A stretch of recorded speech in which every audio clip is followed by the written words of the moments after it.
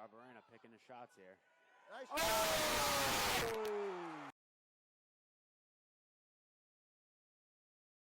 Like all black on black. Black on, dude, it's my look. I like black that. on black. David Dobrik. Hey, just like Nah, fucking Johnny Cash, man. Are you kidding me? Black on black. Johnny Cash. Intro time. Intro time. All right, man. We're here.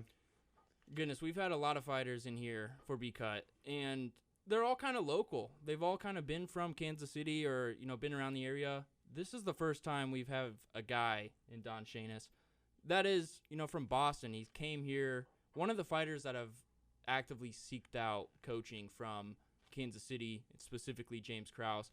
So, man, what an honor to have Don Shainis coming all the way from Boston in the studio. Yes, dude, it's amazing, I'm man. just pumped to be here right now. This is fun. Hell yeah. Hell This is yeah. fun. Well, we I'm appreciate excited. you coming in, my man. I do have a dying question I have to ask you. Get it off Let's your go. chest, man. Let's go. You're obviously from Boston. Yeah. Born and raised. I was actually born in Connecticut. Really? Okay, so Yeah. you're still a Northeasterner, though. Yeah, I'm from New England. So what's one? Well, then to preface this, what's the difference between the Connecticut life and the Boston life? I don't know. I moved out of Connecticut when I was 4. So, Okay, so we're not too much experience. Yeah, well, I mean, my grandpa. So it's kind of weird. Like, in Connecticut, like my grandparents grew up in the hood, so they're from New Haven, and I was born at Yale, New Haven, but they owned a multifamily home, and my dad was like trying to buy a house at the time, so he was working in Massachusetts, and I lived with my mom and my grandparents while my mom could go to work, so my grandparents could watch me, but like my parents, like after a few years of saving up some money, they moved to Massachusetts, so I spent from like 4 years old to 30, so I've spent 26 years in Massachusetts up until now. Okay. Did you train at Lausanne? Or where Yeah. you did? Yeah, I did a lot of cross training with Joe. Wow. Joe, dude, he's got something going on there. He's got I something think so going too. on. Yeah, He's a fantastic fighter himself. he's changing New England.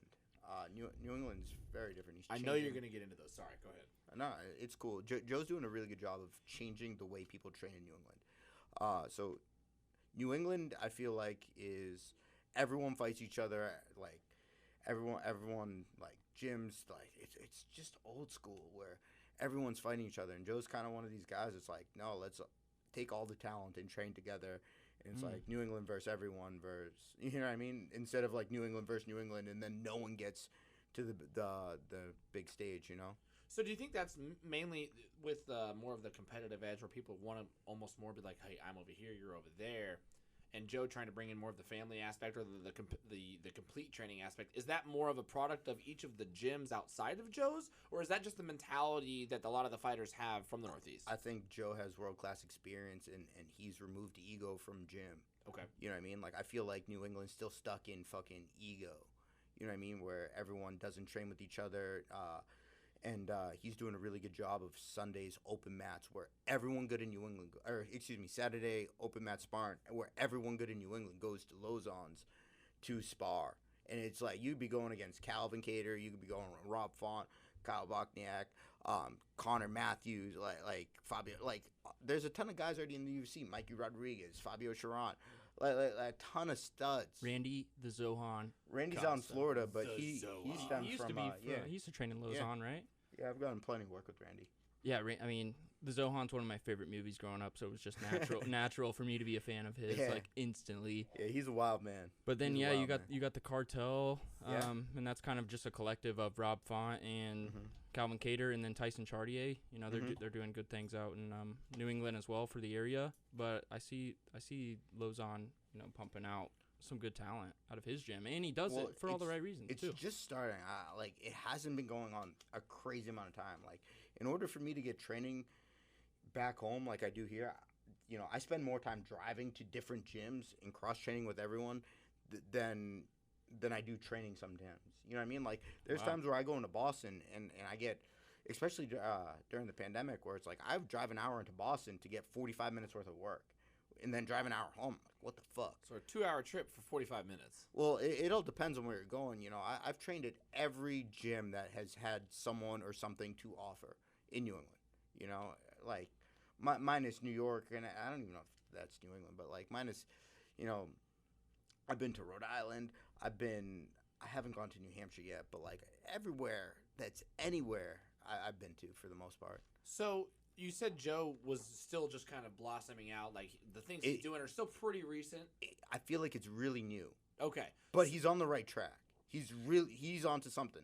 He's onto something. So when did you see or first start to see the explosion of more MMA gyms or just mixed martial arts in general, or did it slowly progress? Did it go jiu-jitsu and then like kickboxing gyms more often, or did you see just like it started MMA and then it just blossomed from there? I don't even know how to answer that question because like my story is so good question. well no it's like what I saw was really weird because it's like I grew up wrestling. I wrestled in high school. I wrestled at 171, and then it's like I got into boxing. Well, actually, what happened is I fucking went to college and got jumped, and then I'm like, all right, I get an email. Ironically, like that week, all fucked up. I'm like all fucked up. I get an email from some fucking gym, like, hey, come out do our MMA class. I'm like, all right, I'll do it. And then there was like all of a sudden a UMass Dartmouth MMA fight team, and somehow I became the vice president of it. And I'm like, I don't even know what I'm doing, or the treasurer, or whatever the fuck I was. I don't even remember. And then, but like I was the best fighter there because all I knew how to do was wrestle and take people down. But like that turned out to be a whole scam. They wanted me to fight at 185. So then I remember it was like between semesters, and this fucking guy, Bruce. I want to say his name was Bruce. I could have his name wrong. I have no fucking idea. I don't even know the name of the gym. It was fucking in North Dartmouth. Probably went under. But like he was trying to get me a fight at 185 in like New Hampshire, and I'm like, dude, I'm like 175 right now. Like I'll fight at Trying to kill me, my guy. like I'll fight at 170. So I remember I went home for winter break, in between semesters, and what happened was I walked into Bishop's Boxing and Fitness, and I'm like, hey, I'm fighting here in like 3 weeks. Can I train? And he's like, what the fuck you talking about? Like, what are you doing? Like, who are you? I'm like, oh, my name's I'm from Easton. And he's like, and you're fighting at 185? He's like, how much you weigh right now? I'm like, 176, 177. He's like, you're not fighting. So then, like, after 6 months of training, I fought for Bishop's and had my first amateur fight at like 19. Actually, it was like January 9th. 2010, I had my first amateur fight against Tony Davey, and I won by submission, and my parents kicked me out of the house for fighting. Really? So they found out that you won and were like, we can't have success in this. But no. My parents were against me fighting. They thought I was going to get hurt. They were like, hey, we're paying for your college. Like, go to college. Don't be a fucking idiot. And I'm like, I kind of hid it from them, and they're like, they kind of gave me an ultimatum, and I was kind of like, fuck you.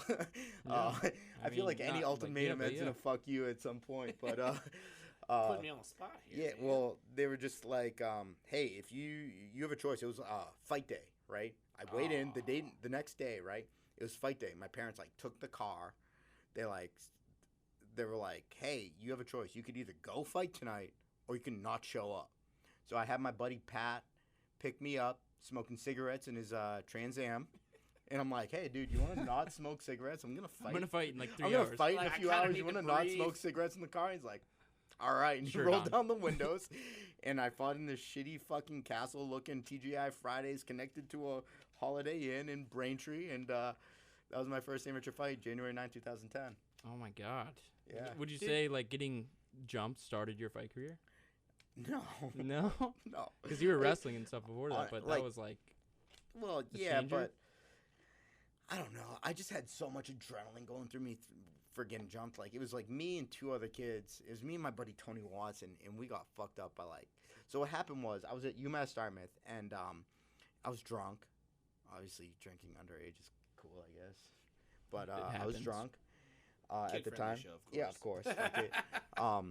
And there was like one girl sitting on like the cement bench, and I like went up and was like trying to talk to her, obviously striking out. Striking out. There's like 50 other guys there, whatever, shooting my shot. Good ratio. Yeah, dude. Obviously, got to shoot your shot. So there was like a bunch of kids from New Bedford there, and like the kids from New Bedford, that's like the city over. They didn't go to the school. They were just looking for trouble. And I remember, like, specifically, like, I'm sitting here, the girl's sitting next to me, and I'm just, like, talking to her. And I only had one friend at the time that I knew, Tony Watson. And I can't even fucking hilarious. No. T-Watt. You saw this interview right now. T-Watt. But I remember, like, I literally moved in that day. Like, I haven't even gone to classes yet. I moved in that day, and I was drunk. Didn't know it, just trying to meet people and shoot the shit. And this kid comes up to me, like, he leaves, like, a circle of people talking. I remember specifically, like, seeing a Budweiser bottle in his hand. And he comes over, and he comes up to me. He's like, and he was, like, this shorter, fat kid. And he comes up to me because I'm talking to the girl. And he's like, hey, bro, I heard you were talking shit to my boy yesterday. I'm like, I just got that's here yesterday. funny, dude. I moved in today. Like, I think you got the wrong guy. Impossible. So he like, I'm like talking, I diffuse the whole situation, and then he goes back to his friends, and then he comes back over and he starts talking to me again, and he's being confrontational. But my buddy Tony comes around the corner, and he sees this guy like kind of being a dickhead, and he like flails his arms. He's like, Don, what the fuck is going on? Right. Meanwhile, I wrestled with Tony in high school. Like we grew up together. We were friends in high school, and it's like I still talk to him now. Not so often, but you know he's doing his own thing. But, dude, he's gonna fucking kill me. So I end up like defusing that situation, and like I'm like, bro, just go to your dorm. I'm going to bed. Fuck this chick. Like I'm going to bed. I wasn't getting any ass anyway, so. He starts walking away, and some guy gets off the bench and just smacks him in the back of the head. Meanwhile, let me remind you, I wrestled with Tony. Tony went like 0 for 16, wrestling at like 125 in high school.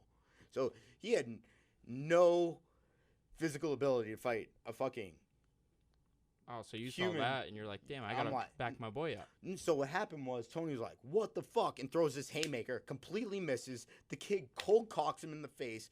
Tony's getting fucked up. I try and grab Tony, and then everyone just swarms us. I got bottled, booted. I got the shit kicked out of me.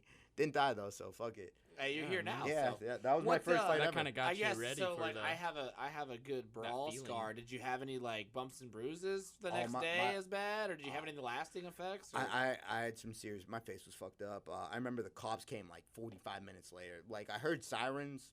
The knock on your door. And that's when everyone ran. No, and I was just waiting for the cops. Cause I was fucking bleeding and shit. And pretty much the cops got there like half an hour, 40 minutes later. I'm like, yo, where the fuck were you guys? Could have used your help earlier, you fucking dickheads. Meanwhile, I'm fucking drunk underage, and I was just yelling at these cops like, could have used your help, dickheads. Well, the best advice I was ever given was usually talk shit underage to cops while you're drunk. Obviously. That's true, man. That's great advice. Who gave you that to you? It's like, I think it was you, actually. in that early career, like we're on it, we mentioned it. You fought Chris Matino. He's kind of a big name, I guess, after his first fight against Sean O'Malley. What the hell was that experience like with that guy? It was just another fight. Yeah? So what happened was... Because that was an amateur fight, right? Yeah, it was as an amateur. It was like probably 2015, 2000. I want to say 2000, maybe early 2016. So I had my second fight a year and a half later because my parents kicked me out of the house. I was out of the house for like 2 weeks. Then I transferred schools. I didn't like UMass Dartmouth. I went to Bridgewater. And I took another fight. My parents were like, hey, we're not going to pay for college if you keep doing this. So I'm like, all right, might want to stop this. And then, then I ended up having a third fight like another year and a half later. So now I'm like 23, and I decided like, look, this is what I want to do, and I want to take this seriously. And you don't get paid for as an amateur. Fuck no. So you gotta be committed and dedicated to it. I ended up dropping out of college. I was like, fuck this. This is what I want to do.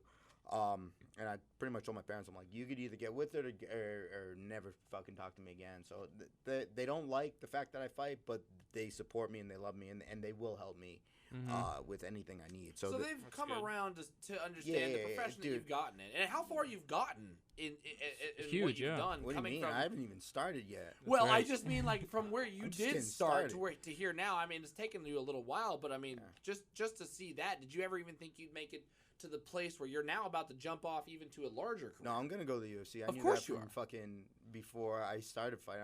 I remember watching Uriah Faber fight, and my buddy James, him being like watching Uriah Faber, Brock Lesnar in my fucking basement, wrestling my friends in my basement, fucking making holes in me and my dad finished the basement. My dad's all mad. Yeah, exactly. And I remember thinking like, I could do this. I could fucking do this. And then I remember like my buddy James being like, "Yo, I could fuck up Uriah Faber," and then like, I'm like, Let's get to work.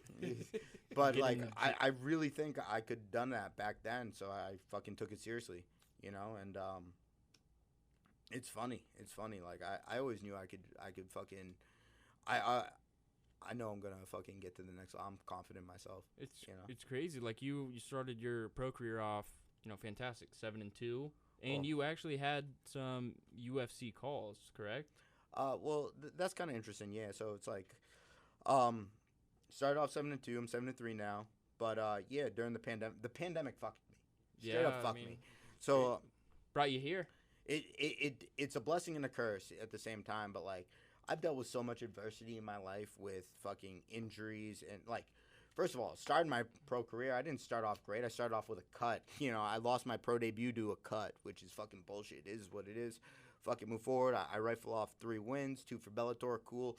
Fucking on to the next one. I come back. I'm injured. I actually injured myself out in Vegas. I was helping Rob Font, Kyle Bachman. I was helping the cartel get ready for their fight. Their fight in Boston. It's a good partner. And yeah, they're great guys. And I hurt my tricep, and I didn't know my neck was broken.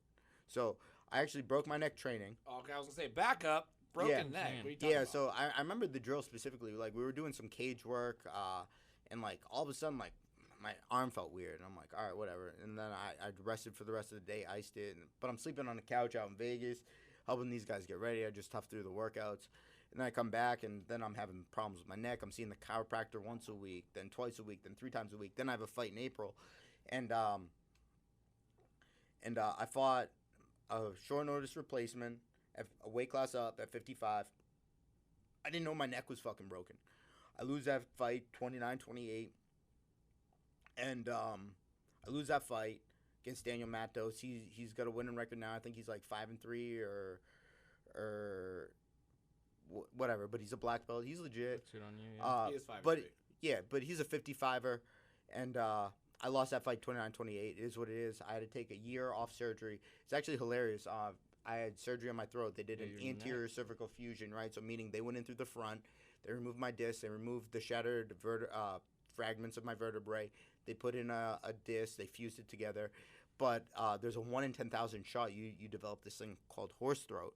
And pretty much for a year and a half, I sounded like this. I sound like a fucking I saw an interview. Dude, if you listen to fucking podcasts from me back in the day, this is what I sound like. I heard it.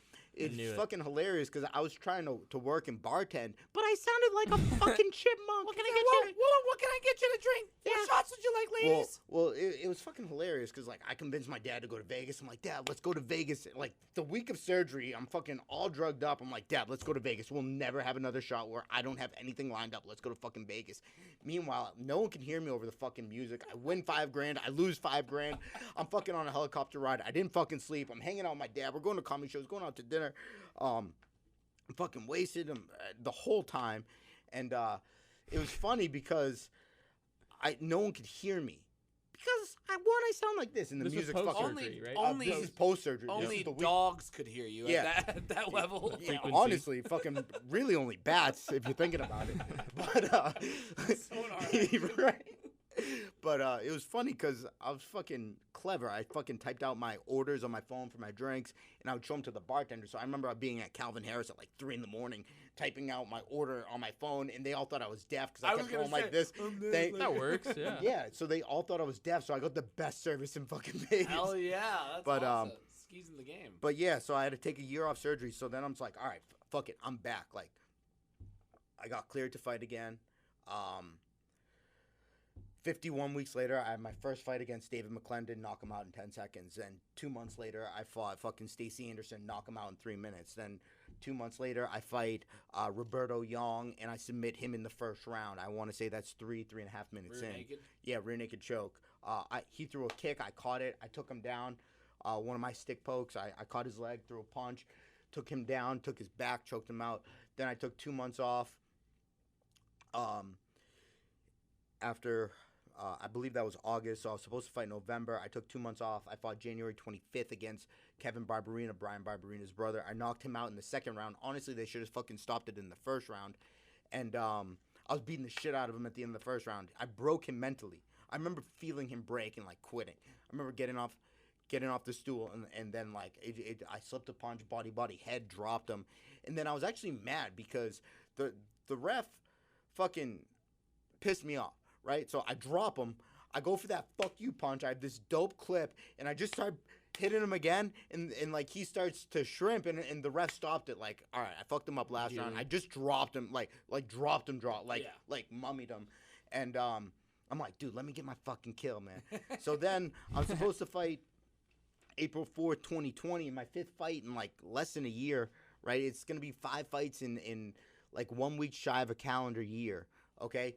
Coming off a year layoff, all right? Which is like 5 fights in a year is a fucking lot. Well, 5 fights is the current record in the UFC. Well, fuck it. Like that's 5 wins. That's a lot in 1 year. 5 wins? 5 well, wins fuck it. I is got the some record. work to do because I've gotten robbed of 2.5 years of my career because of 1, my neck injury, 2, the pandemic. So I'm supposed to fight April 4th. I sell out the show. I did 30 grand worth of ticket sales. I fucking crush it in sponsors. This is at right? Cage Titans, right? This is at Cage Titans. Yep. I'm going to main event against Darius Estelle, okay? I'm the main event fighting for the 145 title. July 10th, last month. Right? It was, no. This is before that. I'm talking, we were supposed to fight April 4th, 2020. Oh, this Darius Estelle, I was supposed Michigan to fight top him. team, yeah. April 4th, 2020, right? Like 2 or 3 weeks, fucking pandemic strikes. I lose my fight. I lose my bartending job. And I just invested a bunch of money into a gym I couldn't get back. So over the course of pandemic, like just losing that fight alone, between ticket sales, sponsorships, and fucking merchandise, I lose 30 grand that night. I just invested a nice chunk of change that I could have fucking used into this gym I can't get back, right? And I lose my bartending gig in Plymouth. Well, so I am fucked. So now I'm fucking living off unemployment pretty much up until the end of the year, and I'm just like, what the fuck am I doing? Meanwhile, I signed with Iridium. The day I signed with Iridium, fucking House, Jason House, CEO and founder. yeah, he's the man, dude. I signed with him. I'm like, who? What? And I do my research, and the day I signed with him, he's like, hey, you want to fight this week in the Contender Series? I'm like, yes. Hell yeah. He's like, can you make 145? I'm like, yeah, I'm 188 Oh, right so now. now you're 180. You finally bumped up. Yeah, so I'm like, I can't make weight. So then another Contender Series fight happens. I'm like, you need to give me a few months to get in shape. Meanwhile, the whole fucking state is shut down. Massachusetts has been so strict. It's not like it's been out here. Where Massachusetts, you're on lockdown. Businesses are shut down. I didn't have a bartending job. I'm collecting unemployment for the first time in my life. I can't do anything. I can't find a fucking treadmill to run on. We've literally had underground fight teams. Like we had a fight farm in the summer. We had a fight farm where I'm not gonna say any names. This was fucking sick, but there were some mats thrown down in a fucking like an outdoor wedding venue underneath a tent, and we threw down mats and we trained there fucking every day during the summer. We called it the Fight Farm, and it was fucking dope. But as far as consistency coaches, like there was none of that. I couldn't find a fucking treadmill. Training partners were scarce. Was it just fighters coaching other fighters? Then it wasn't. You guys didn't have official trainers at this, right? Well, not or maybe not really. On. But like I got some really good training in that time. But like to try and keep your weight under management, and one, I didn't know what the fuck I was doing with weight up until I came to Glory. But I didn't know what I was doing for diet. I didn't have money coming in. I'm living off the state. I couldn't get cardio in. It just fucking sucked. So I'm depressed. I'm in a relationship I didn't want to be in. I wasn't making any money at work because there was a 9 p.m. curfew. And I wasn't getting the hours because they were trying to be fair. Who goes to the bar at 9 Well, p.m.? they closed because of COVID. I know, they and closed. they leave at 9 p.m. Yeah, well, that's what I'm saying. Nobody. Like when I would go out and not drink, I would go out all the time and just socialize. I'm a very social person, but like I wouldn't go out till 10:30. Exactly. You know, like I wouldn't get home till. It's the same here. Like nobody's gonna go to the bar early to then just come home. You could drink for less at your house. So I'm sure that as the bartender job outside of your training. So yeah, it fucking sucked. It sucked. Like I wasn't making money. I wasn't training the way I should have been training. I'm getting the opportunities of a fucking. I got an offer for the UFC. I had to reject because they're like, "Hey, can you make 145?" I go, "No, I can make 155."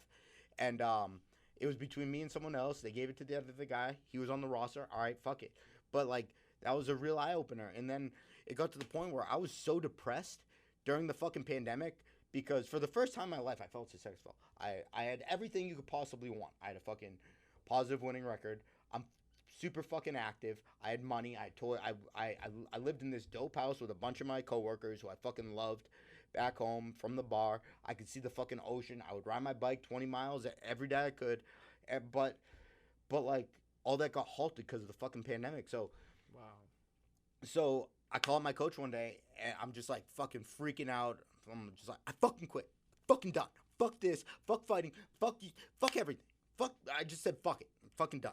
I'm gonna do nothing for the rest of my life, right? And he called Staying me. here. No, like I was just like fuck this, right?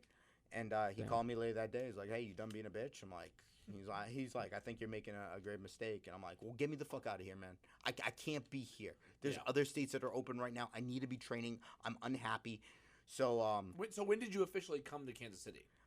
January. And how long did it take you to find or get it to reach out or I guess how did the Glory MMA process happen? Was it organic? Okay. Did you reach out to them? No, did they reach out to you? So it stemmed from this conversation. When you say manager, are you talking about Jason House? Yeah. So House is my manager. And you told him you quit. You told No, I told my head coach I quit. Oh, okay. I was just like, fuck That's this. Right? Like I can't take these opportunities. It's what I've been fucking pursuing forever. So he's like, look, I'll call House. I'll talk to him. We'll see what we can do. And House talked to James Krause. My coach talked to James Krause. I talked to James Krause. I think I talked to James on a Friday, right? And he's like, when are you thinking about coming down? Because originally I was only supposed to be here for a month. Wow, right? Only 1 month. Yeah. So just like as a yeah. Okay. So he's like, yeah, when you thinking about coming? Like he asked me a lot of questions. He's like, why do you think you could be beneficial to this team? And I'm like, I need something right now. Like you give me a shot, I'm not gonna fuck it up. And for whatever reason, he gave me an opportunity, and he's been more than anything I could ever ask for. But I talked to Krause on a Friday. I told him that I will be there as soon as I can. By Monday, I moved out of my apartment, quit my job, dumped my girlfriend. That was the part I was waiting for, to see if you dumped the girlfriend. Yeah, I fucking dumped her, and I drove out to Missouri I dropped everything off at my parents. By Tuesday, I was in my car on my way to Missouri. By Wednesday night, I got here. What? You drove here in one day? No, it took me... Two days. I started driving, like, after packing up my car from my parents' house. I left at, like, 1 p.m. Tuesday. I got here Wednesday. I got here January 6th. So when did you Either way, it's like he left. You left. I dropped fucking everything. Everything. All this baggage, all this fucking... I literally left a fucking suitcase worth of shit. Your house. So let me ask everything. So let me ask you. It takes a lot for somebody to pick up their entire life and drop it. Yeah. To move somewhere where they don't know anybody except maybe one person. They don't have any family. They have no friends there. What was your mindset driving? Just on your way, or like on your way here, like the traveling? biggest weight off my chest. You know. So it was uplift. You weren't nervous at all. Like obviously I'm gonna be nervous. I don't fucking know anyone. But was it like excited, nervous? Well, here's the thing, right? Like, I was so depressed, and I knew I needed to leave, but there were so many hooks drawing me back, right? And I just said fuck it. I cut every single cord. And don't get me wrong, I'm still fucking so cool with my old work. Like I still talk to, like when I went back to fight. After the fight, I picked up some celebrity bartending shifts. Like I'm so tight with that family that they've built. Yeah, like my family's there. That's my extended family, the people I used to work with. I got so many cool people I know, but all this bullshit back home that was fucking dragging me down and suffocating me was fucking off my plate. And to normal people, it's like, oh, that's fucking crazy. I can't believe you just fucking up and disappeared. And to me, I'm like, this is no fucking brainer. Yeah. Like either I'm gonna fucking do this and fucking and leave my comfort zone. Fuck, I dropped my notepad. But not even my notepad. Yeah, it was your buzzer, I thought. Yeah. Nah, you don't have to go. Your buzzer. I need something to fidget with. But this is getting nitty gritty, baby. I love it. So it's like, to me, it was a no fucking brainer. It's like, I need to leave my comfort zone. I'm too fucking comfortable here. I need to fucking leave. And honestly, I'm blown away with everything. You know, I've spent so much time here. I'm super grateful. Like Glory itself, dude, it's by far the most unique gym I've ever been to. Like from so many different aspects, this is the best gym I've ever been to. You know, obviously talent wise, you're gonna have so many motherfuckers everywhere. Like there's So talent many. everywhere. Okay, but hear me out. To have so much talent in such a small room, that isn't fighting each other. That's literally lifting each other up. Like everyone's here, fucking giving everyone else 10 fingers. Mhm. Everyone generally wants everyone else to succeed. Where it's not like you train with this guy one day, you're fighting him the next day. I've seen that before, you know, and from a coaching aspect, from a leadership aspect, where I see the coaches, James Krause, Austin Ford, Jason Hyde, Grant Dawson. Those are the main coaches, right? They're the fucking leaders. But to see the athletes be leaders with them, it's not just the coaches being the leaders. It's the fucking athletes being like self-propelled and picking everyone else up. Like it's a room full of fucking winners, you know. So from a coaching aspect, from an organization standpoint, from an atmosphere aspect, it's the best fucking gym I've ever been to. And you have that interesting perspective too, because I've you're seen new, everything. yeah. You've I've been to a seen lot of fucking places. everything. That's why we believe in it so much. That's why we love what we're doing, and just like bringing in, talking to the fighters, because like their perspective of what they see. Well, I think it's also It's the thing amazing. we hear the most. Like the one Glory, thing yeah, we you hear it all the constantly time. ask on this show is, how does this gym compare to any other gym? Because all these fighters have come from all over the place, whether they're homegrown or they're from out of state. And the one thing that we continue to hear is, it's just an atmosphere where you feel like you're family, and you feel like every day you're learning something, whether it's going to help you on the mat, in the ring, or as a man or woman. What they're teaching over there, from what we're hearing, is just across the board 10 out of 10. I mean, and how do you speak to that? Obviously you've already elaborated on the fact that this is shit that you've never experienced before. It's been such a change of pace for you, but what do you think that has been the biggest thing outside of fighting that this gym has brought you?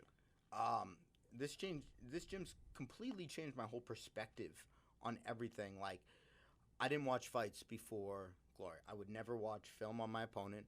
I would never watch the UFC. I like the UFC unless I was I was telling you guys earlier, unless I'm emotionally invested and I'm training with someone, or that I like this person and they're fighting, or I wouldn't watch their fights. I didn't give a shit, because my mindset was like, hey, fuck it.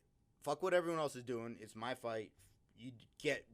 I'm working on improving myself. The better me, the better the fight, the better, more problems you're going to have, right? But they're like, no. Like, you got to study everything. You got to study what's working, what's not working, what people are doing. And to the point, it's like, I haven't read a book my whole life. In the past fucking 3 months, I've read 3 books. James got a book club, and every month comes out with a new book. Yeah. What's the last one you read? That's kind of dope.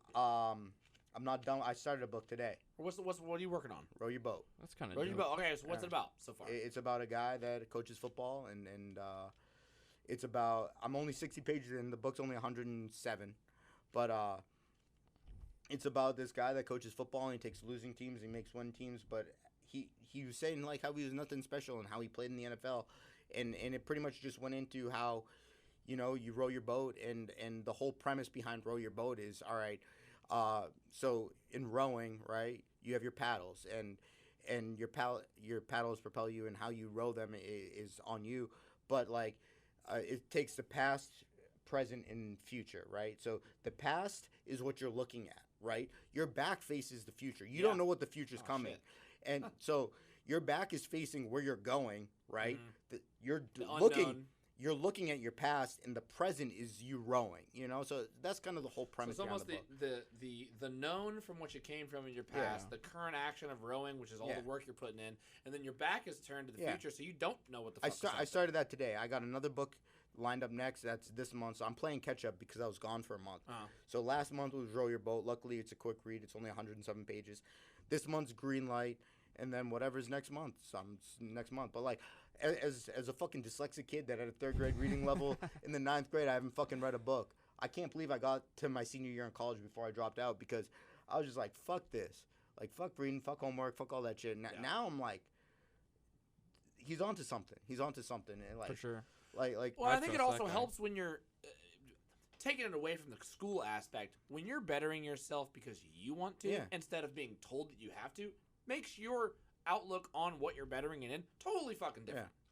For sure. Dude, it's fucking like I can't even describe it, man. It's something unlike anything.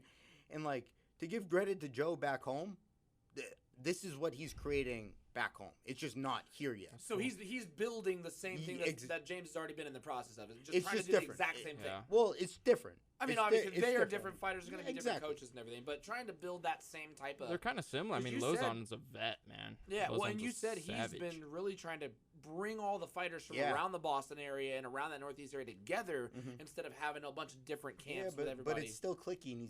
He's beating the ego of a lot of other gyms and fighters, and you probably don't see this too much being in KC, but coaches can be extremely possessive of fighters. Like, for example, I've had falling out with coaches.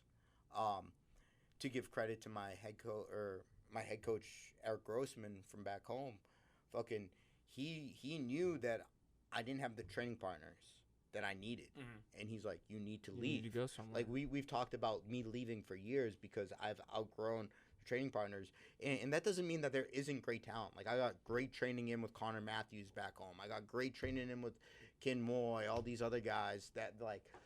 But when you're here and when you've passed everybody, it's hard to get that. It's not even about being passed. It's about like. You just know what they're doing. I gotta go to Citadel do.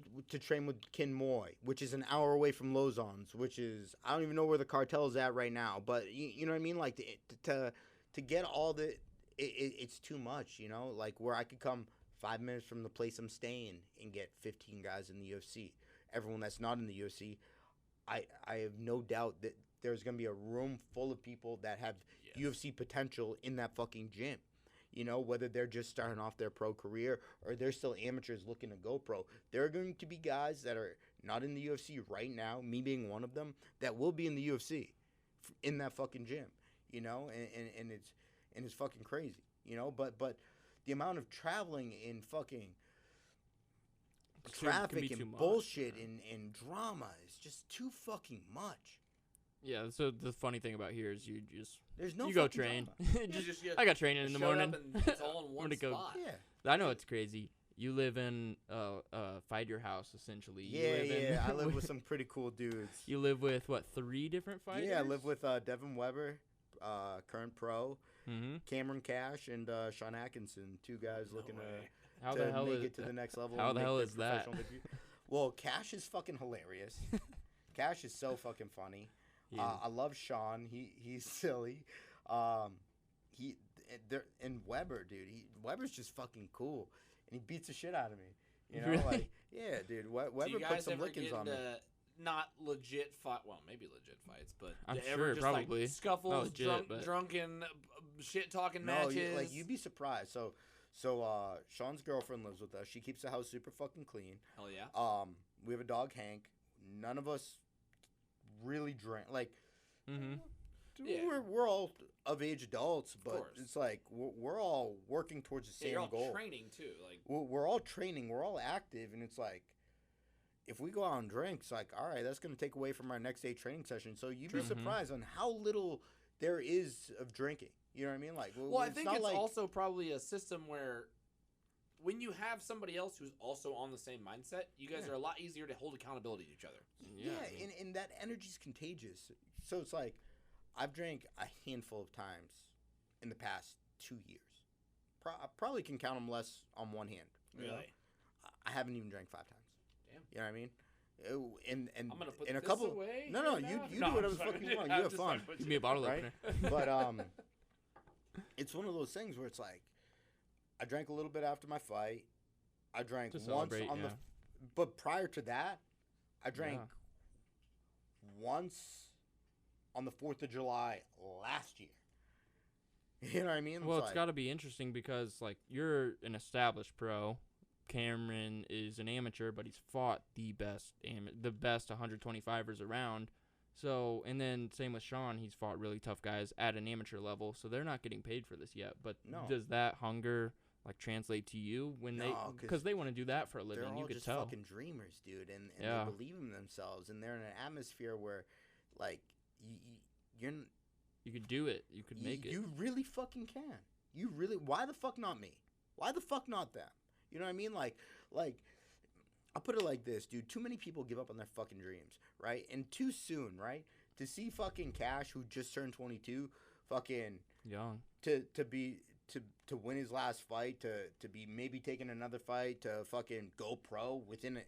Very close. You know, to that, like yeah. obviously, you know, he's excited and wants to be active, but like, why the fuck not him? Why the fuck someone has to do it? Why the fuck not me? Fuck statistics. You know what I mean? Like, sports is filled with statistics. That's all bullshit. And it's all fucking bullshit. It's made up by spectators. Yes. Statistics is made up by spectators. Usually people who don't do what the fuck you do. Yeah, they count shit. Cool.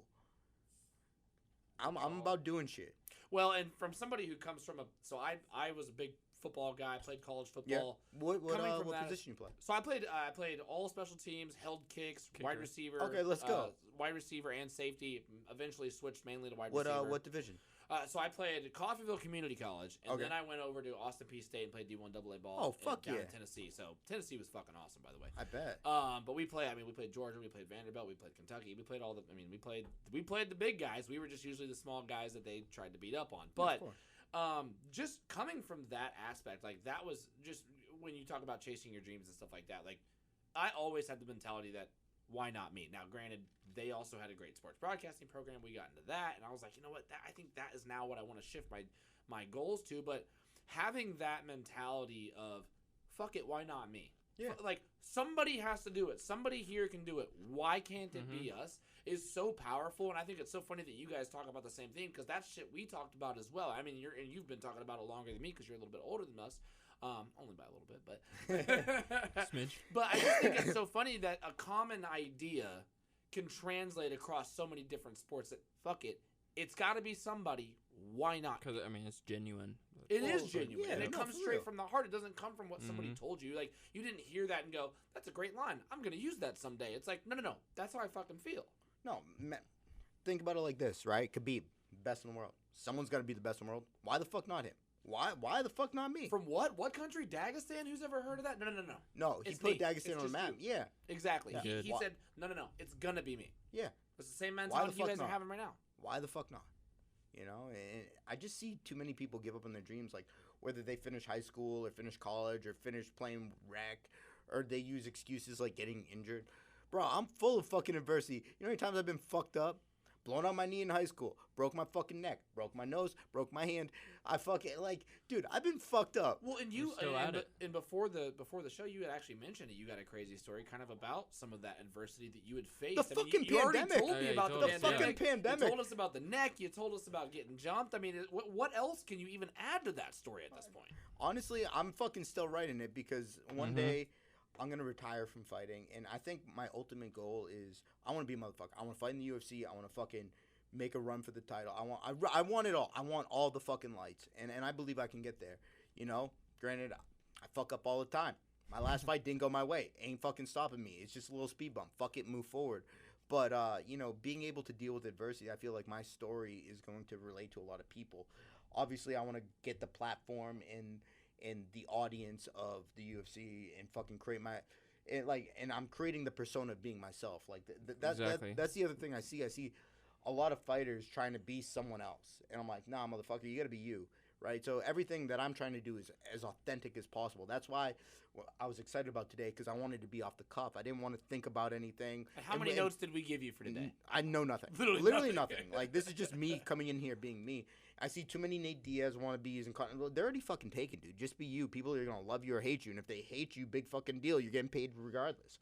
If they love you, cool. Well, and how much would a That's fighter exactly like true, to be yeah. like, oh, you're just like the new blah blah blah. Insert what fighter? You're like, why the fuck would I want to be a goddamn fighter that's No, already it's been like- somewhere? And it's like I see so many people like playing a persona, but you see that authentic and rawness about certain people, and you're like, all right, I fuck with you. You know what I Yeah. mean? Like, So I think that's why Chris Matino got so much love after his fight, because he was like, man, it's just another fight. Yeah, you know, I he fought did not Chris. care that he just fought like Sean O'Malley when people tried to hype it up more than it was. But like he was like, yeah, man, that was another fight for me. He's like, yeah, man, I just take 197,000 punches to the face, and then we keep on going. That's dude, why. on how many days notice? With 2, 3, 9. or 9? Yeah, it was not much. Fuck it. Anyone would take that opportunity if they can make weight. Fuck well, yeah. and David and was look what he calling did. for it, He yeah. put on a fucking show. Now everybody knows who that guy is, but he didn't win. But he didn't have to. Yeah, but The they performance that he liked put him on- but after. here's the No, thing. that's what I'm liked him saying. The after. performance that he Here's put the on thing. makes everybody go, this dude. He took a huge risk, and guess what he gets out of that? 2 more fights, 3 more Exactly. fights. Yep. To prove himself Yes. with full training camps. Mm-hmm. Put himself out there. Well, what else do you want from an athlete? To put yourself out there. That's a You know, good. and this is coming from someone I fought. I was happy for him. You know what I mean? Like, to see someone I competed against get to that level. All right, he came up short. Fuck it. What's next? Fuck it. What's next? You know? Yeah, man. And do you let's- think that speaks to the fact that I think a lot of people don't like when athletes take risks anymore and put themselves Why? in vulnerable positions? Why?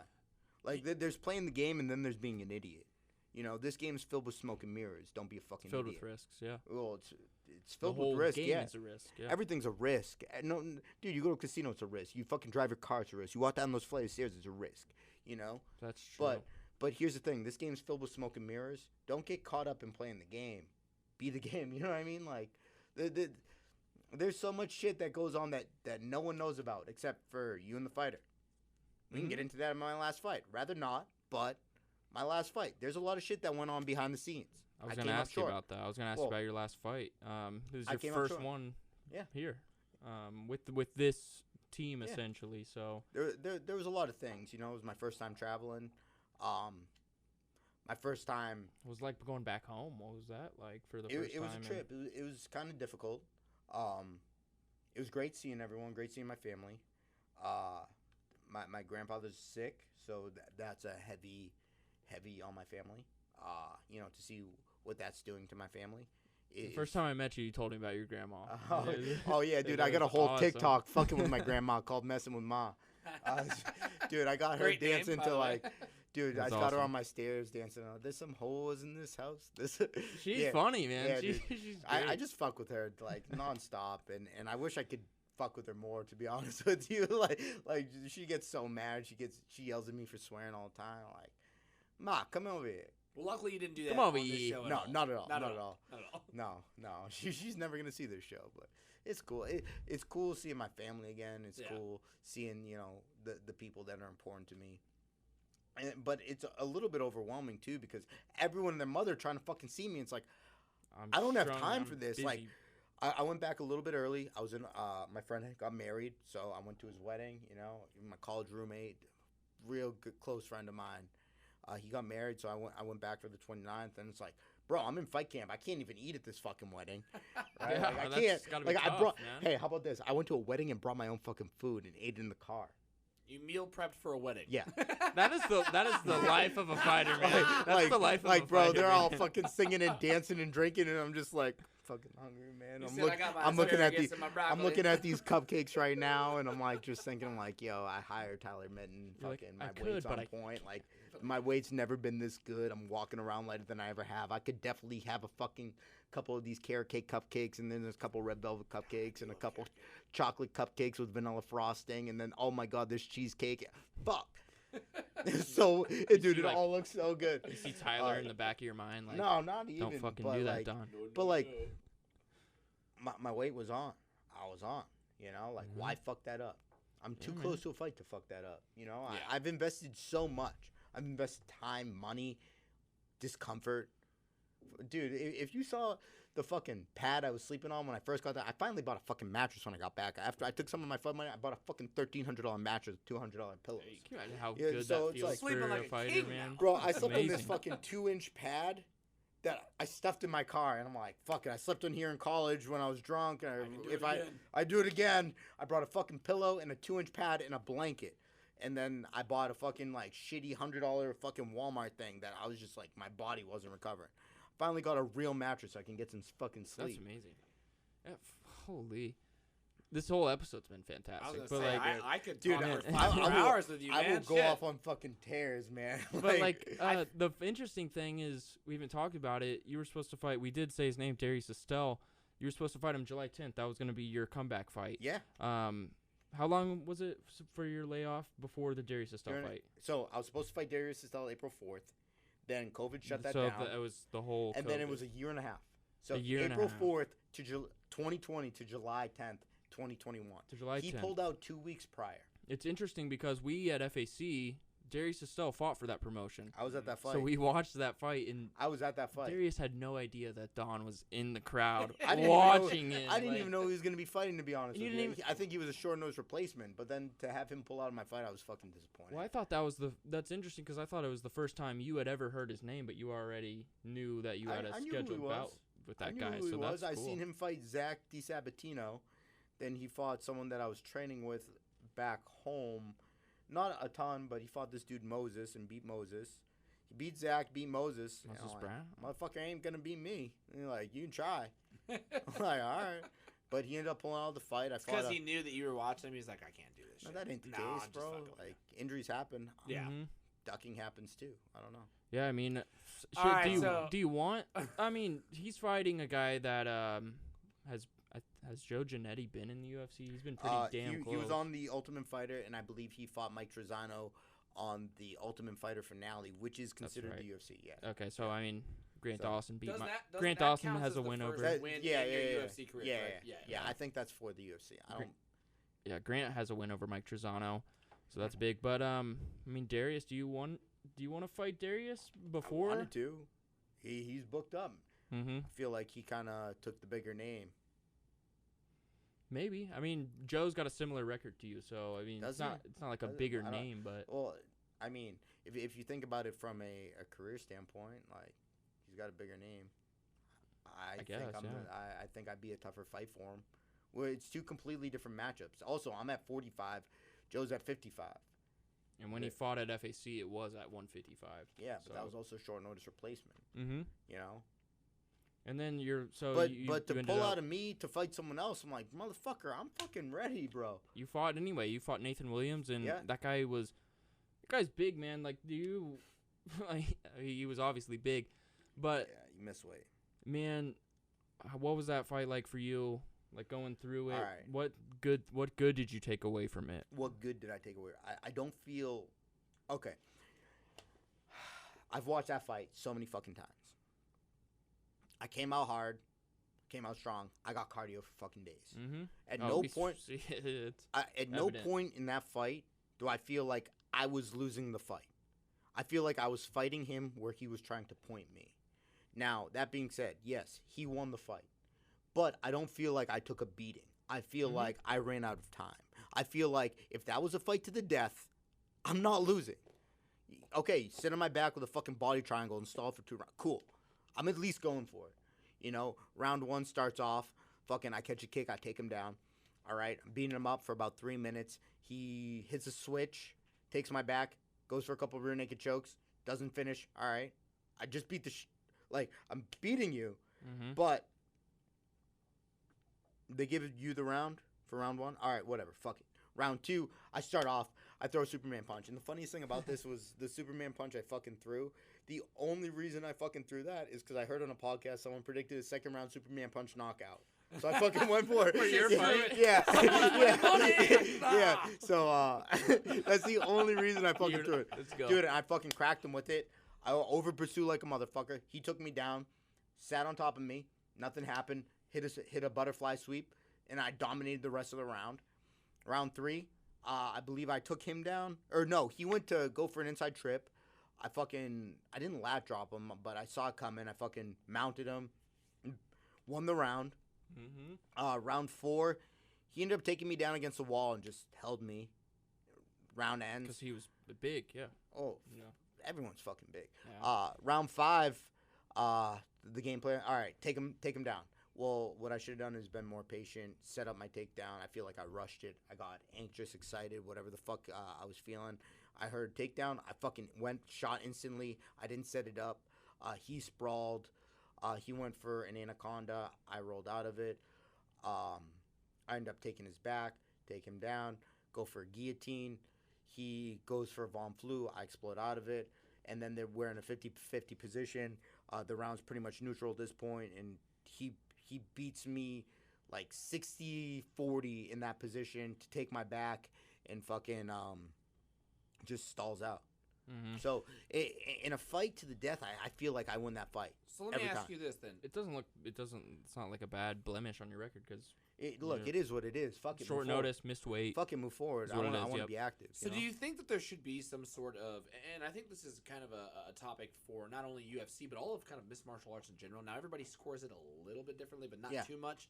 Do you think that there should be a damage portion attributed to the winning of a fight? Because sometimes you watch fights and some fighters, they're fucked up, but they end up winning the fight, and the guy who loses has no scratches on him. Do you think that there should be a damage factor factored into the fight? I don't know, man. Like, it's there's so many things you're being judged on, and it depends on what background you're from. Yeah. You know, like, you could be a striker, you could be a jiu-jitsu guy, you could be a fucking wrestler. Like, there's so many different aspects. I don't fucking know.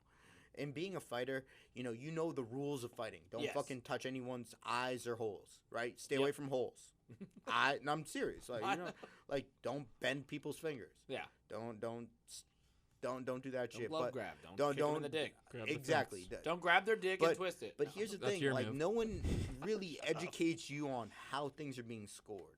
You know what I mean? Really? Yeah. Well, no one sat down with me and was like, all right, well, a takedown counts more than a sweep, or a takedown is neutral to a sweep, or a back position is more dominant than guard in open mat, but guard is more dominant against the cage because they can't move.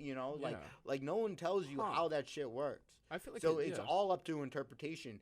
And if you got a good view of it, being a judge, that could be great for you. Or if you got a good view of it and you're doing some intricate shit that can't be seen, that could be fucking terrible. So honestly, fuck judges, fuck scoring. Don't leave it to the judges. Fuck that. Yeah, I feel like judges should watch the fighter that they are judging, but prior to that fight, so they know, what this guy does. Well, if he's in an uncomfortable position, all those things. Like, I don't know. Like, I can't say fuck judges. Like, I actually I did something that I've never done before. I called up every single one of my judges. Hey, I'm not bitching about my decision. Don't get this twisted. But I want to know what you saw in each round. I want to know what you were seeing, what you were thinking, and I want the bullet points, right? And did you like the answer? No, the answers are the answers. That's just their interpretation. It's not my job to judge the fight. It's but my at least job. You now know what they're looking at. Yeah, and I feel like that's something a little bit taboo to do, but I'm like, no, I want to know more. Yeah. Right? And it's like, all right, well, this is a 50-50 round. How come he edged this out? All right, he had my back. Okay, I can understand that. I want to know their perspective, because the more I understand, the better I can be. Right? Mm-hmm.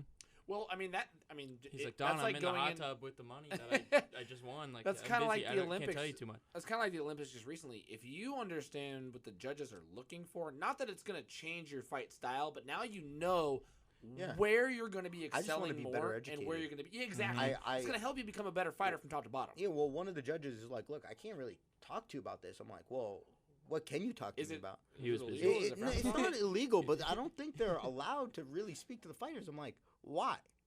Why not? Question. Like, why not?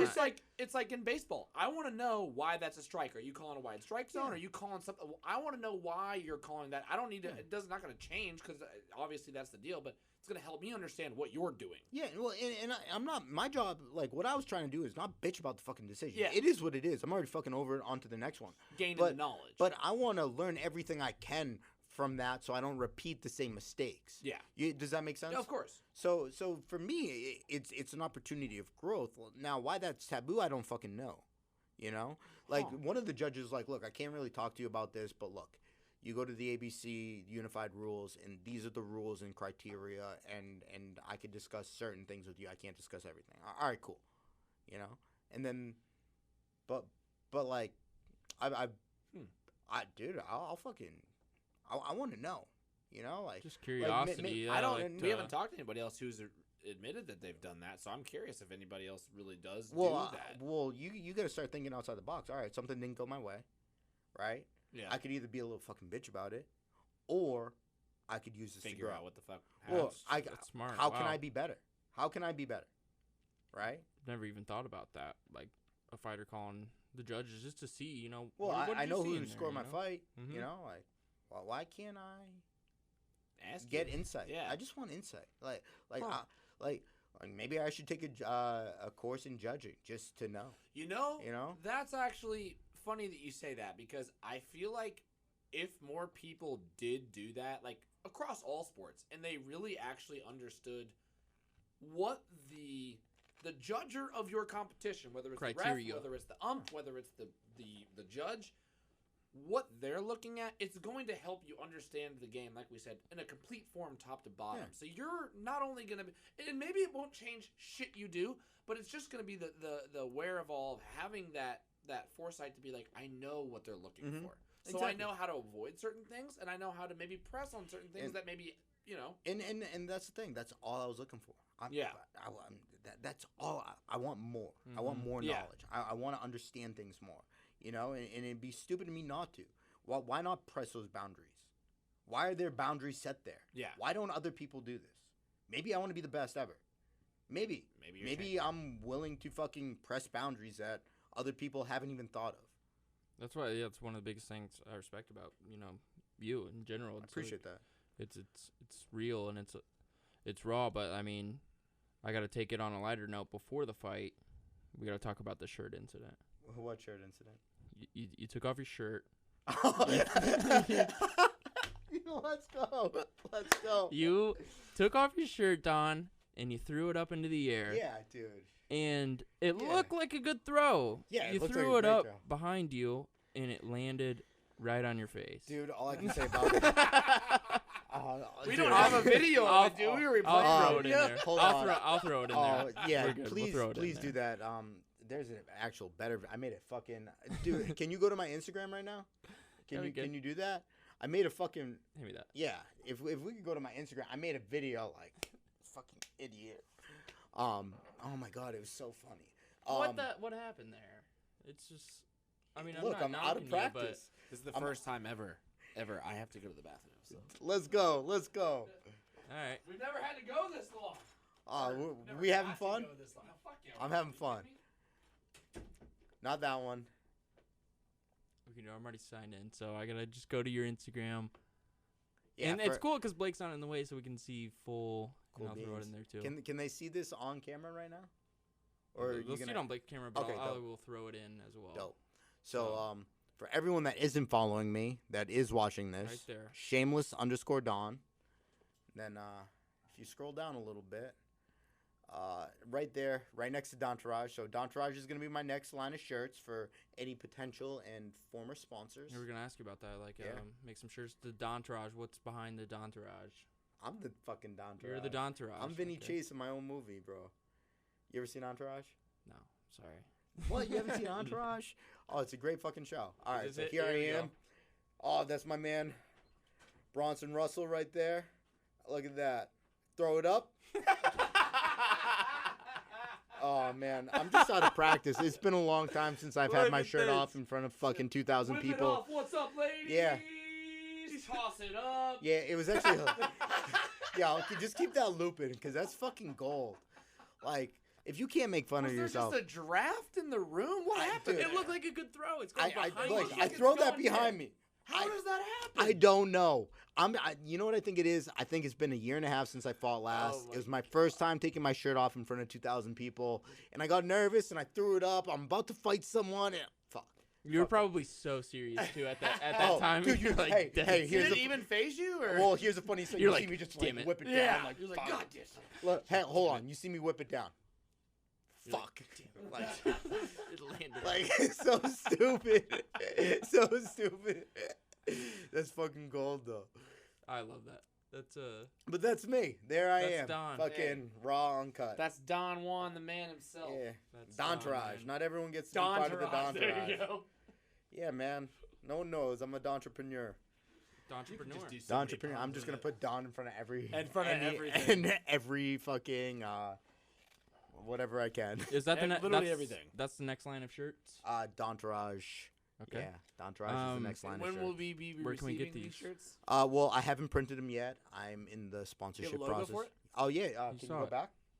I you was gonna say I didn't see it. I was in the pisser. No, it's all good. Yeah. So I'm doing a play on Entourage. Have you seen Entourage? I have The show? Jeremy Bevins Yeah. or Well, whatever his name fucking, is. I'm fucking Vincent Chase of my own life. I'm Of your Don own Shainis. life, of Yeah. myself. Yeah, dude. And this is just the part before I get famous and cool and stuff. and then they'll make a motion picture about you. Maybe. Well, Mark Wahlberg did. I was gonna say, now if I'm assuming you would just play yourself, Weston. just like Entourage. It depends on how old I am and if I still got my youth. But yeah, right there, Entourage. It's got my logo in it, the little alien guy. Hey, there we go. I might have. I was gonna say I saw that. I was gonna say it looks like the exact same on your arm. Yeah, like that's my logo. Okay, we didn't talk about this on air. Well, I guess we are on air. We did talk about it a little bit when we were playing We're trivia about the conspiracies and aliens. Yeah. What's your alien for? Okay, so I had a fight, right? And for the I was fighting Devin Carrier. I was defending my 155 amateur title. That's a familiar name. Huh? That sounds familiar. He passed away. I actually, yeah, dude. That's Randy Costa's boy. guy, Yeah. Man. So before he passed, me and him fought. Rest in peace, man. Yeah, we fought in the 155 amateur title fight. I beat him. Not too long after that, he got into a car accident midday with his brother, and he passed. And yeah, terrible. Fucking heart goes out to the family. You know, and people still, I see Team Carrier stuff, especially through Lozons. He was a Lozons guy. Randy carries his picture to his fights every which is time. super dope. But I ended up giving the belt that me and him fought for. Yeah, dude, let's do some digging in the Instagram. You get into the annals of the internet. But going to the archives. Make sure let's go into the archives. The camera, like you're right on it. What? It's all good. But I end up. That's not going. Oh, that one. Oh, yeah, I end up fighting Devin Carrier. I end up beating him. But after he passed, it wasn't too long afterwards. I show up to the family house and I present the belt we fought for, and I gave it to his brother. No shot. I love your, but I know. No shot. We're a little bit farther down, right? Yeah. There's a steak. I guess I haven't. I was gonna say that looks delicious. I'm starving. I haven't eaten all day. I'm sorry. Let's go get some food after this. I got steaks waiting for me at the house. Oh, let's go. Let's go. Yeah. So. Got the big old lobsters there. I see. That was my birthday. I got 2 10-pound lobsters. I like that NASA logo that you had. I like the aliens Shameless are hot things right now. Well, there is a little alien with a fucking peace sign in it. There you are. Representing the alien. So that's how my logo started. Well, but right if there. you so that what's it from? So that interpretation, if you keep scrolling down, there's a picture of me sticking my tongue out with an L with a belt on my chest, and that's where it started. I ended up having a black eye from that fight. So keep going. We'll find it. So that's when I fought for Bellator. That's my puppy right there, Harley. There's my broken neck. There's my neck. Look at the blood out of the eyeball. Oh yeah, dude. So I lost. That was my pro debut. I lost because it fucking got cut, and it was so lame. I was shocked. So because of a cut. Yeah, I lost because of a cut. That's a dope picture right there, Spike. Oh, dude, that is a dope picture. That's probably the coolest. I probably peaked right there. That's cool. That's when I bit through my lip. But hey, if you keep Gegard Masasi, right? Yeah, there. I was on that fucking card. We were talking about that earlier too. And he fought Alexander Shlemenko. Looks like. You keep going. Dude, we're going into the archives. We're going deep into the archives, and I like it. I can't even see you in that picture with John Cena. We're going to the annals of. So that picture. That's how the. This is the belt. Yep. So that's the belt me and Devin fought for, but what do you call it? That's how I got the peace sign with me sticking out the tongue, which turned into one of my shirts, and then I did the whole NASA theme, and I'm like, aliens are fucking hot.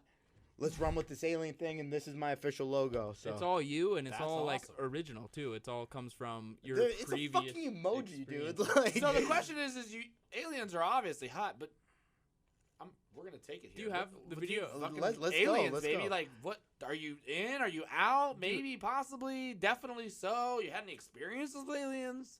Are you George St. Pierre out here? No. Aliens out here. I believe in there being more than what we can perceive. Okay, do tell. And, enlighten me. Enlighten myself. I want to fucking nerd out on this shit. I do believe that there is more than we can perceive, and I think that certain substances can help you do that. I don't condone any of these substances. Of course, but, family-friendly show. Of course. Yeah, of course. Kids show. Kid show for sure. This is for the kids out here. Yeah, where's El Prez? Kid show. Fuck that. For the kids. Fuck this kid. I believe that there's more than we can perceive, and I think there's certain avenues of reaching deeper understanding of life and everything and how we ended up here, but I don't know. I literally don't know. Do you think that with those certain substances, they will remain nameless. That there is different layers to perception and far as how you view reality and how somebody else I view reality is different than how you view reality. reality. Well, of course, I just mean really. like with the additive of different levels people can reach. Well, there's so many different theories, right? Like, there's theories that, like, all right, this. There's so many different theories, and I don't want to say I'm a conspiracy theorist, but It's okay. I'll tell you right now, I am, and okay, I'm not fucking all right, afraid to admit it. all right, we're going balls deep into this, like balls deep, baby. Yeah. So. So there's theories that, like, all right, this is all a perception of my imagination. Sure. Like, you guys aren't real, and this is all a perception. Like a dream. Exactly. You know, who says we're not in a dream right now? Also, there are theories that is like, all right, everyone's the same. We're just experiencing life through different vessels that need to go through this, and like, you and I are the same person, right? So it's like multiple consciousness that are all actually that are all connected, but just experiencing different parts of what life is. That theory. There's theory that we're all individuals and boring. I like that. I like the theory of everyone's connected because I do feel like that. I mean, like the tree of life. I do feel like that. You know, everyone. I call it the infinity connected. tree, right? Because in every decision there is a split, right? It's like yes or no, right? In every decision you make, subconscious or conscious, exactly. In one decision's death, so half the tree's dead, but there's infinity branches off that other side of the tree. I call it the infinity tree. Straight into the ethosphere. Literally, dude, I have no fucking idea. There's so many different fucking possibilities that I want to explore and am curious about. And why the fuck can't aliens be real? They are. Well, what if I do believe aliens? Crazy thought. Yeah. What if aliens were our own selves from the future who did leave Earth and then came back, dude, to see us? I need a fucking DeLorean. Hey, you know what I need? A fucking DeLorean. Right? I need to kick that bitch up to 88 and fucking go to the future, come back, say what's up. Be like, I got all the answers. Yeah, where's got it all? Man, it'd be nice to have all the answers. No, well, that's kind of like part of life, man. Yeah, that's trying to figure them out. You're right. You're right. I think everyone's trying to figure them out. Most good questions don't have answers. They just have questions. Lead to more questions. Well, yeah. Well, I'm just a very curious dude. Same. And I want to experience as much as I can experience. And you know, I see too many people trapped in society. Trapped. Yeah. Trapped. Yes. Yep. Too many people going to school, creating debt, working this job they hate, wasting their life. And I'm the happiest I've been, especially coming out of Boston or Massachusetts, and you know, spending a significant amount of time out in KC, fucking, and doing what I love every living fucking life, day. man. Living life. Yeah. Like, dude, even having nothing, man. Like, out here, I'm just so happy because mentally, I don't have that baggage, and it's like I'm doing what I love every day, and it's one of those things where it's like instantly humbled. Yeah, but then it's like, you know how many people I know that are fucking, you know, like, I'm constantly chasing highs, you know, so it's like everything I'm trying to do, I'm like trying to feel better, you know, but so many people that are constantly fucking chasing lows where it's like, all right, I go to work every day, or I have this job I hate, and I make money, but it's paying off this, and I buy shit I don't need, or do I really need that new car, that new iPhone, or like, do I need on the social media? I really needed 17,000 likes. Do I need to go on that vacation to fucking send me that far? You know, fuck that. Yeah. Fuck all that, dude. I'd rather have nothing, be happy, and do what I want every day than fucking have dude. I had the dopest life back home. I had the dopest life. And you sacrifice. Here, no one fucking knows sacrifices. Me. No one fucking. Everyone back home knows me. Fucking sell infinity tickets. I have different avenues of making money. And it's like, I had toys, I had whatever I want, whatever I could possibly want, I could get back home. Here I have nothing, and I'm so fucking happy. We heard Jeff Molina say the same thing on this very podcast. Well, I think it's a common thing. You do what you love, and that's why we respect the shit out of fighters. It's not like me and Blake love watching the violence of the sport. You know, of course, it's a part of it, but it's I just love the it's sport a in respect thing between us and the fighters. It's like, dude, I can't do what you do. Yes. That's 100%. why I just want to know more and more and more. Dive deep, balls deep in the game, and just how far. Let's go. You know, see how far we can go. You know, I love it. But here's the thing. Like, the raw thing about fighting is, you know, when you're emotionally invested in that, it's like, I get people emotionally invested. The reason why I sell so much is I get people emotionally invested. People aren't going to just see random fucking fights. No, they're going to see me. You know, and I'm able to all right, get people in a place, connect all these people through the shirts.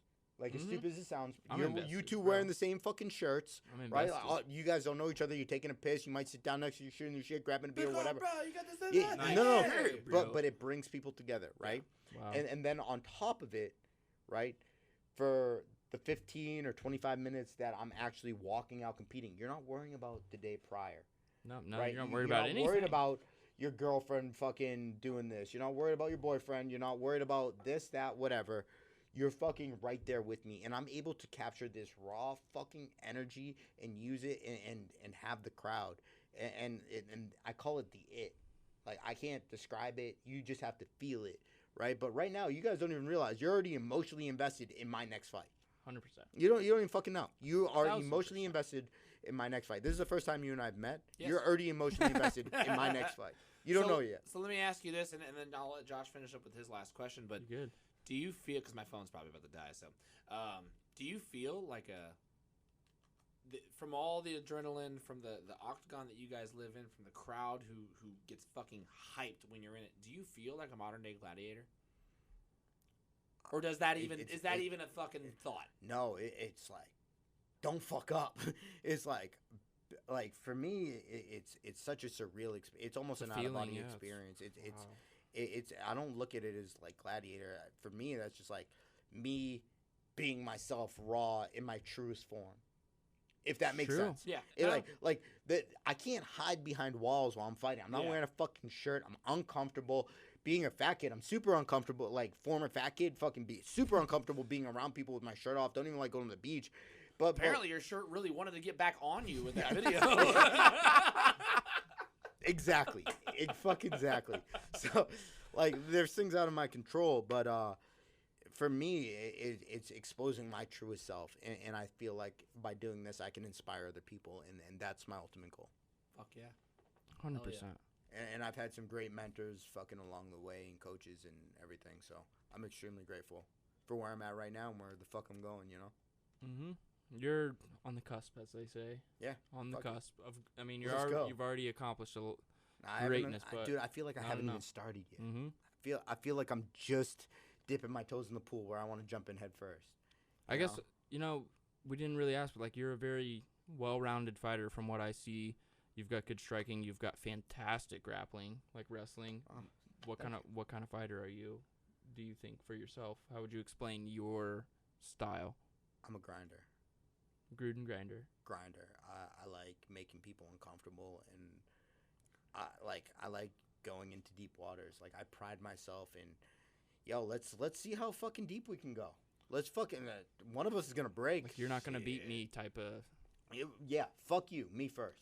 That's what I am. Test where you're really like, at as a man. let's We're gonna go find out tonight. Exactly. Like, let's go to the bottom of the fucking ocean and see who lasts longer. Mariana's fucking trench, baby. Yeah, that's the kind of guy I am. That's one of the best answers to that question I've ever heard in person, and I'm a fucking grinder. yeah, Like, I'm redlining. Dude, you know you're gonna be in a fight with me. mm-hmm. You know. You'll remember, man. What an episode we've had for B Cut How tonight. long have we been on? We've been going for an hour and 18 minutes. Let's go. For this one, and Is we this had your the longest one? This so we might had be far? the- officially our longest one. our longest. plus the, by a couple. plus the Um, trivia. Oh, Yeah. So this Definitely is be the just longest one. this doesn't include. We've been on trivia. an hour and a half. Doesn't We've been on an include hour and trivia. 18 Yeah. with just us. Oh, I fucking love this, dude. I could do this all day.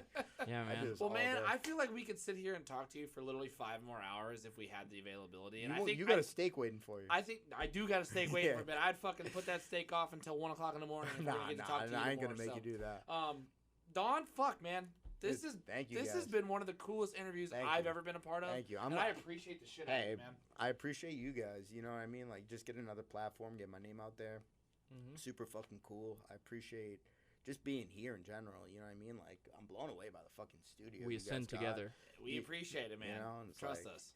Hopefully, we Fucking can crazy. bring that experience, for you and future guys too. Dude, So, I think this is just the beginning for you guys too. Like, I know Oh, you yeah. guys Shit, are just man. getting started. We appreciate but, that. Like, I feel like you got a lot bigger names. Like, I'm not a big name yet, but I will be. You it know, will be. Yeah. will be. And you're catching this raw before I get there. You know. Well, that's kind of what me and Josh are working for. Is just hopefully not only we didn't get into this because of us. We got in it because we knew there was untapped That's the talent passion, that bro. needed a fucking It's the story, passion. and that's what we wanted to get out. So hopefully we can help each other, man. Like Dude. I think there's so much more to you that we have to fucking have you back on. Bro, I Yeah. just We haven't wanna- had you back on. Yeah. I want to just hang out with you guys. You know what I mean? It's fantastic. Well, shit, man. Absolutely. I'll tell you what. I mean, unless you got any last questions, Josh, I think we're gonna wrap this up.